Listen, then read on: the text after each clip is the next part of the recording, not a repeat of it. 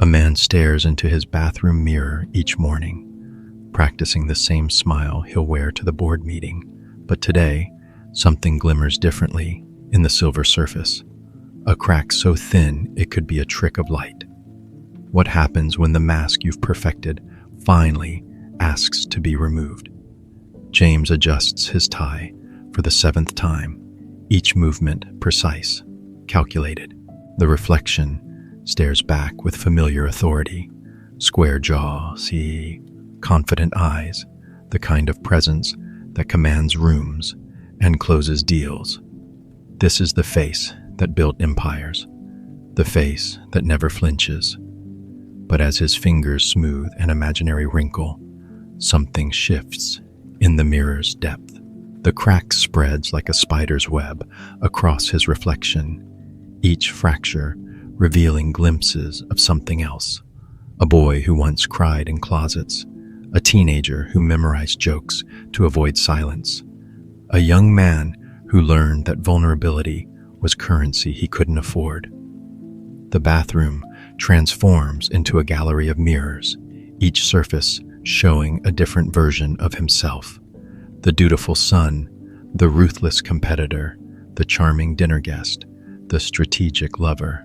The mirrors begin to speak in whispers, each reflection arguing its case for authenticity. "I am the real you," claims the corporate warrior. "No, I am," insists the wounded child. The man reaches toward the original mirror, his fingers trembling as they trace the crack. The glass shatters completely, leaving him staring at an empty frame. And in that void, he sees nothing at all. Or perhaps, for the first time, he sees everything. Schopenhauer whispered that behind every civilized gesture lurks the primitive will, desperate and grasping. The man had spent decades building armor from other people's expectations, never realizing he had become the armor itself. This is what Carl Jung called the persona, the mask we wear so long we forget the face beneath. Coined in his exploration of the collective unconscious, the persona manifests everywhere in the LinkedIn profiles that reduce us to buzzwords, in the social media feeds that curate our pain into aesthetic, in the relationships where we perform love instead of feeling it. You see it in the colleague who's always fine, the friend who never shows weakness, the lover who scripts their spontaneity. Schopenhauer would recognize this as the will's cruelest trick, convincing us that our constructed selves are our true selves, trapping us in an endless performance that exhausts the soul while feeding the ego's hunger for approval. The persona becomes a prison we mistake for protection. In myth, it was Narcissus staring into the pool. In you, it's the face you've forgotten how to stop wearing, the persona. Now the man stands before the empty frame, neither masked nor revealed, suspended in the terrible freedom of not knowing who he is supposed to be. The morning light streams through the bathroom window, illuminating the scattered glass at his feet, each shard reflecting a different possibility, a different truth he might choose to become. What mask have you worn so long it's grown into your skin? What would remain if you dared to let it crack? The most exhausting thing about deception is maintaining it with yourself.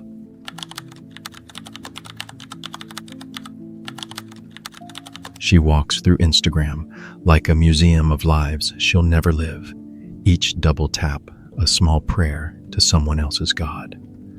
But what happens when the curator of envy discovers the exhibition was always empty frames? Sarah scrolls past another perfect kitchen, another flawless vacation, another couple whose love seems carved from marble rather than grown from dirt. Her thumb moves with the rhythm of longing, each swipe a small wound that somehow feels like healing. She doesn't know she's walking deeper into a garden that exists nowhere and everywhere, a place where desire grows like invasive ivy, choking out whatever was planted there originally. The garden shifts around her as she walks, phone still glowing in her palm. The path becomes cobblestone, then sand, then something that feels like crushed dreams underfoot. On either side, magnificent displays bloom, careers she almost chose, lovers who never called back, versions of herself that took different turns. Each display case holds a life just out of reach, tantalizingly complete. A wedding dress that would have fit her perfectly hangs from a tree that bears fruit shaped like house keys. A easel holds a painting she never had the courage to start, its canvas shimmering with colors that don't exist in her palette.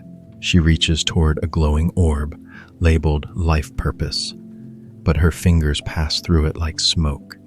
The curator appears, an elegant figure whose face she recognizes but can't place. "Welcome to the Museum of Almost," the curator says with her own voice. "Everything here belonged to someone else first." Sarah looks down at her phone. The screen now reflects not her face, but the face of every person she's ever envied. She realizes she's been walking in circles, and the garden is empty except for the exhibits, and her, forever observing, never possessing. As Schopenhauer observed, desire is the engine of suffering. We oscillate between the pain of wanting and the emptiness of having, never finding rest in between. This is what social psychologist Leon Festinger identifies as social comparison theory, our compulsive need to measure our worth against others. First described in 1954, this psychological phenomenon now thrives in digital ecosystems where everyone's highlight reel becomes everyone else's measuring stick. You witness it in the colleague who measures vacation destinations against their feed, the friend who can't enjoy their meal until it's photographed, the parent who transforms their child's milestones into competitive performances. The theory reveals how comparison becomes an addiction, each measurement promising satisfaction while delivering only the need for more measurement. Schopenhauer would call this the will's most insidious trap, convincing us that happiness exists elsewhere, in someone else's life, always just beyond our grasp. The desire for what others possess becomes the trapdoor Machiavelli warned about. We kneel before other people's lives and fall through the floor of our own contentment. The ancients called it the evil eye. In you, it's the scroll that never satisfies, social comparison. Sarah stops walking and sits on a bench that wasn't there before. Around her, the museum continues its exhibitions, but she's no longer looking. She opens her notes app instead of her camera app and writes, "What if my life doesn't need to be anyone else's life?" The garden begins to fade, replaced by her actual apartment, her actual morning, her actual coffee growing cold while she lived in someone else's light. Whose life are you measuring yours against? What would happen if you deleted the app and kept the dream? Envy is the tax we pay on admiration we can't afford.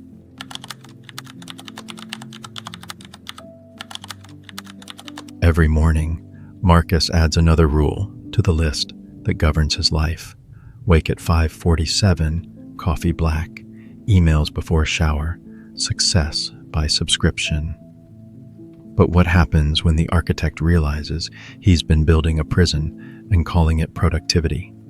Marcus believes he's winning, his life run like Swiss clockwork, meal prep Sundays, gym at dawn, investments reviewed quarterly, relationships scheduled like board meetings. He's optimized sleep, eliminated sugar, automated everything that can be automated.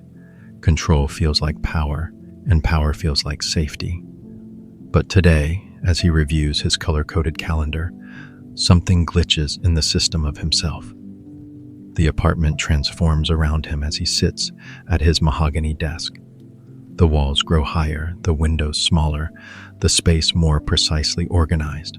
His bookshelves multiply, filled with volumes on efficiency, optimization, life hacking, each spine a bar in an elaborate cage. His smartphone splits into dozens of devices, each monitoring a different metric: heart rate, productivity scores, step counts, sleep quality, social media engagement, financial projections. The numbers climb higher, the measurements grow more precise, but the cage grows smaller. He stands to leave for his morning run, but the door is locked, not from the outside, from the inside. The key hangs around his neck, heavy with the weight of every system he's built to contain his anxiety. He looks through the increasingly narrow window and sees others like him: the neighbor whose morning routine takes 3 hours, the colleague who schedules spontaneity, the friend who measures meditation minutes. They're all in similar cages, each one perfectly designed for its occupant. Marcus realizes he's been so busy building the perfect life that he forgot to leave room for living. The key feels hot against his chest as he understands what Schopenhauer meant when he wrote that we are often most enslaved when we believe ourselves most free. This is what psychologists call locus of control, specifically the paradox of hypercontrol as a response to powerlessness. Developed by Julian Rotter in 1954, the concept reveals how some people cope with uncertainty by creating elaborate systems of control, believing they can manage life through measurement and optimization. You see it in the productivity guru who schedules bathroom breaks, the wellness influencer whose self-care has become labor, the entrepreneur who gamifies their entire existence until they become both player and prison warden. The need for control often masks a deep fear of chaos, but it creates its own form of chaos, a life so structured it can't breathe. Schopenhauer would recognize this as the will's sophisticated self-deception. We think we're mastering life when we're actually fleeing from it. The desire for perfect control becomes the trapdoor. We kneel before the altar of optimization and fall through the floor of spontaneous joy, authentic connection, and meaningful uncertainty. In myth, it was Sisyphus rolling his stone. In you, it's the system that promises freedom through constraint, hypervigilant control. Marcus looks at the key in his hand. It's smaller than he remembered, worn smooth by constant touching. Outside his window, a child chases a butterfly with no plan, no system, no metrics, just the wild joy of pursuit without optimization. He puts the key in the lock, turns it, and steps into the hallway of uncertainty. His phone buzzes with 17 notifications about the tasks he should be doing, but he leaves it on the desk and walks toward the sound of laughter. What systems have you built that now build you? Which key are you afraid to turn? The most dangerous prison is the one you mistake for a palace.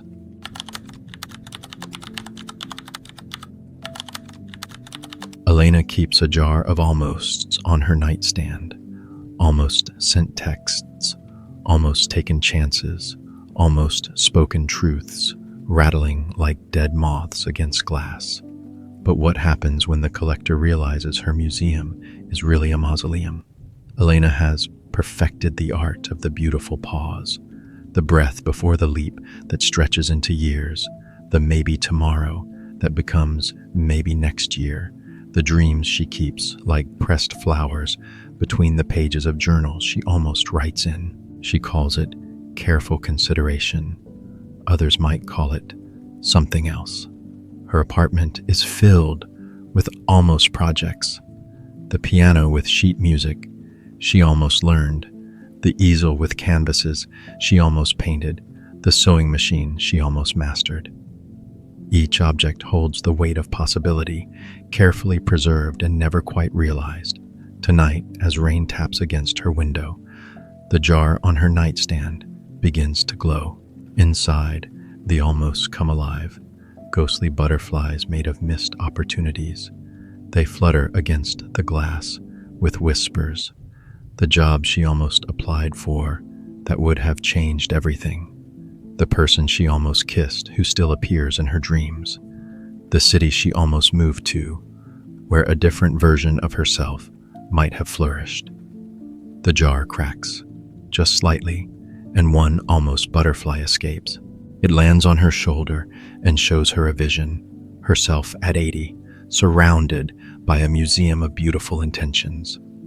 The walls are lined with could-have beens, should-have beens, might-have beens, all perfectly preserved, none of them lived. The elderly Elena, in the vision, turns to her younger self and says, "I kept them safe. I kept them all safe, but I forgot that safety can be another word for death." The almost butterfly crumbles to dust on her shoulder, leaving only the faint outline of wings like a tattoo of regret. Elena looks at the jar, still glowing, still full of fluttering possibilities that have grown wings only in captivity. She understands now what Schopenhauer meant about the pendulum swing between wanting and fearing. She's been trapped not in desire, but in the terror of desire's consequences. This is what psychologist Martin Seligman called learned helplessness, the psychological state where someone believes they have no control over their circumstances, even when they do. Originally observed in experiments from the 1960s, this phenomenon manifests in the perfectionist who never submits their work because it might be criticized, the dreamer who researches opportunities endlessly but never applies, the lover who writes texts they never send because rejection feels more dangerous than connection. Learned helplessness often masquerades as prudence, but it's really fear wearing the costume of wisdom. Schopenhauer would see this as the will turning against itself, the life force so afraid of suffering that it chooses the suffering of non-living instead. The desire to avoid pain becomes the trapdoor Machiavelli warned about. We kneel before the altar of safety and fall through the floor of our own potential.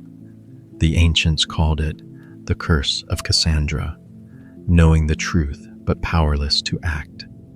In you, it's the beautiful pause that never ends. Learned helplessness.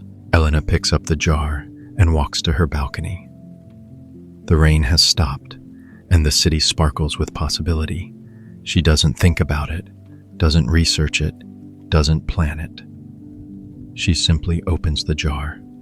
The almost butterflies pour out, like luminescent dreams, some dissolving in the night air, others growing solid and real as they catch the wind. One lands on her hand briefly before flying toward the lights of the city. The job application she'll submit tomorrow.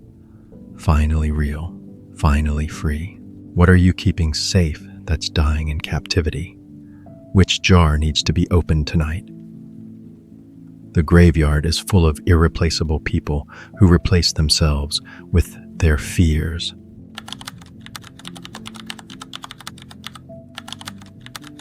David whispers his failures into existence every morning, like prayers to a dark god. I'll mess this up. They'll leave me. I'm not good enough. But what happens when the prophet realizes his predictions have been coming true by design? David doesn't know he's a magician, but he practices dark magic every day with the precision of a master manifester. He conjures disasters from thin air, calls forth rejections that haven't happened yet, summons inadequacy from the deepest wells of his imagination. He believes he's being realistic. He's actually being prophetic. His thoughts are incantations. His expectations are spells. And reality bends to accommodate his darkest predictions with startling reliability. This morning, as he prepares for a job interview, the familiar ritual begins. He stands before the bathroom mirror, a different mirror now, one that shows not his reflection, but his expectations. In the glass, he watches himself stumble over words, sweat through his shirt, receive the polite rejection email he's already written in his mind. The mirror becomes a theater where his failures play on repeat, each performance more convincing than the last. But today, something changes in the reflection. The mirror cracks, not like the persona's mirror from before, but in a pattern that resembles wings. Through the cracks, he glimpses other possibilities, himself speaking with confidence, connecting with the interviewer, getting the job, and thriving in it. But these visions feel foreign, like scenes from someone else's life. His inner voice, that a trusted advisor he's never questioned, hisses with disapproval. Don't get your hopes up, you know how this ends. The mirror shatters completely, and in the fragments, he sees the truth. He's been writing the script of his own suffering for years, directing a tragedy where he's both protagonist and antagonist. Each negative prediction has been a seed planted in the fertile soil of possibility, growing exactly what he feared most. The shattered glass rearranges itself into words. What you fear, you create. What you expect, you receive. What you believe, you become. Schopenhauer understood that our inner world shapes our outer experience far more than we dare to admit.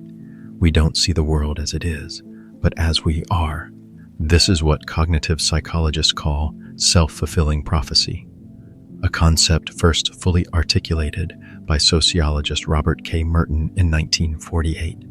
This psychological phenomenon reveals how our expectations unconsciously shape our behaviors, which then shape our outcomes in ways that confirm our original beliefs. You witness it in the student who expects to fail and stops studying, the dater who anticipates rejection and sabotages connections, the entrepreneur who predicts failure and makes decisions that ensure it. The prophecy fulfills itself through 1,000 micro-behaviors we're not even aware of making. Schopenhauer would call this the will's most subtle tyranny, convincing us that we're victims of circumstances we're actually creating. Our desire to protect ourselves from disappointment becomes the trapdoor. We kneel before the altar of low expectations and fall through the floor of our own potential, creating exactly what we feared. The ancients called it the curse of the oracle. In you, it's the story you tell yourself that then tells itself through you, self-fulfilling prophecy. David gathers the mirror fragments, but instead of throwing them away, he arranges them into a new pattern, one that shows not his fears, but his possibilities. He speaks different words. To the reformed mirror, I might surprise myself today. Good things are allowed to happen to me. I am allowed to succeed. The words feel foreign at first, like speaking a language he's forgotten, but as he repeats them, they begin to feel like coming home. What story have you been telling yourself about yourself? What prophecy are you fulfilling without realizing it? You are both the author and the character in the story of your limitations.